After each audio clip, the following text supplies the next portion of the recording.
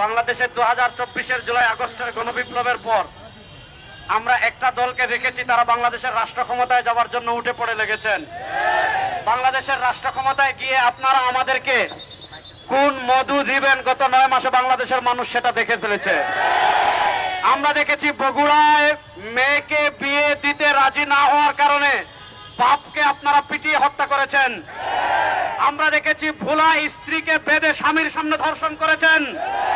আমরা দেখেছি পুরান ঢাকায় আপনারা ওই আইয়ামে জাহিলিয়াতের মূর্খদের মতো পাথর দিয়ে আঘাত করে ভাইকে হত্যা করেছেন। ওই চাঁদাবাদ, দুর্নীতিবাদ, টেন্ডারবাদ, ধর্ষকদের জায়গা বাংলাদেশে আর আমরা দেখতে চাই না। এই চাঁদাবাদ, চাঁদাবাদ, টেন্ডারবাদ, ধর্ষক আর কাউকে বাংলাদেশের রাষ্ট্র ক্ষমতায় আর দেখতে চাই না। এবার বাংলাদেশের দেশপ্রেমিক মানুষের সামনে সময় এসেছে ঐক্যবদ্ধভাবে হাসিনা যেই পথে পালিয়েছে, নব্য চাঁদাবাজ, টেন্ডারবাজ খুনিদেরকে পিটিয়ে সেই দেশে বাড়াতে বাধ্য করতে হবে।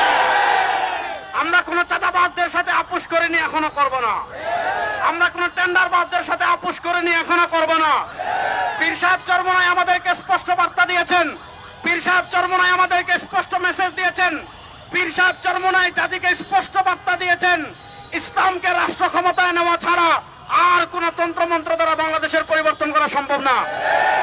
আমাদের নেতা কুতুবুল আলম সৈয়দ ফজলুল করিম নব্বরাল্লাহু মারকাদাহু বলেছিলেন, শুধু নেতা নয়, নীতিও পরিবর্তন চাই। বাংলাদেশের নেতার পরিবর্তন অনেকবার হয়েছে, বাংলাদেশে চেয়ারের পরিবর্তন অনেকবার হয়েছে, ক্ষমতার পরিবর্তন অনেকবার হয়েছে। একদল চাঁদাবাজকে তাড়াই, তার চেয়ে বড় চাঁদাবাজ সামনে চলে আসে। একদল খুনিকে তাড়াই, তার থেকে আরো বড় খুনি সামনে চলে আসে। এজন্য আপনারা যুবকদেরকে আমি বলবো, আপনারা প্রস্তুতি নেন।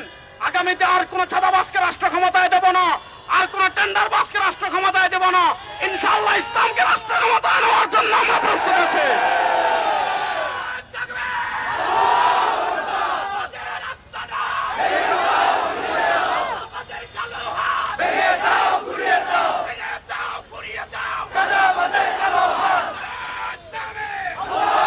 আমি আরেকটা কথা বলি, ইসলামী আন্দোলন বাংলাদেশ ঐক্যমত্য কমিশনে পৃথক শরিয়া কোডের প্রস্তাবনা করেছিল। আমাদের দেশের যে আইন রয়েছে, আমাদের দেশের যে আদালত রয়েছে, গত 52 বছরে এটা প্রমাণিত হয়েছে, এই আদালত দিয়ে খুন বন্ধ করা সম্ভব না, এই আইন দিয়ে খুন বন্ধ করা সম্ভব না। আজকেও আমরা স্পষ্ট ভাষায় বলি, আপনারা শরিয়া কোড চালু করেন। কোরআন হত্যাকাণ্ডের যে বিধান দিয়েছে, যে বিচার দিয়েছে, ওই বিচার বাংলাদেশে বাস্তবায়ন করেন। ইনশাআল্লাহ 1 মাসের ভিতর সবকিছু বন্ধ হয়ে যাবে। এজন্য আগামীতে বাংলাদেশে আরেকটা বিপ্লব হবে, সেই বিপ্লব হবে ইসলামের বিপ্লব। আপনারা ইসলামের বিপ্লবের প্রস্তুতি নেন। ইসলামকে রাষ্ট্র ক্ষমতায় নেওয়ার মাধ্যমে বাংলাদেশে আমরা সকল অন্যায়ের অপসারণ করবো ইনশাআল্লাহ। আল্লাহ তাআলা ইসলামকে রাষ্ট্র ক্ষমতায় নেওয়ার তৌফিক আমাদের সবাইকে দান করেন। আমরা ইন্টারিম গভর্নরকে স্পষ্ট ভাষায় বলছি, আপনারা কেন একটা বিশেষ দলের প্রতি এত দুর্বল আমরা বুঝতে পারি না। আপনারা চাঁদাবাজদেরকে ধরেন, আপনারা টেন্ডারবাজদেরকে ধরেন, আপনারা খুনিদেরকে ধরেন, আর আমার দেশের ব্যবসায়ী ভাইদেরকে আমরা একটা আহ্বান করবো, প্রত্যেকে দোকানে একটা বড় করে বাঁশের লাঠি রাখবেন। প্রত্যেক দোকানে দোকানে জয়জন আছেন, জয়জন কর্মচারী আছেন, প্রত্যেকে একটা একটা বড় বাঁশের লাঠি রাখবেন।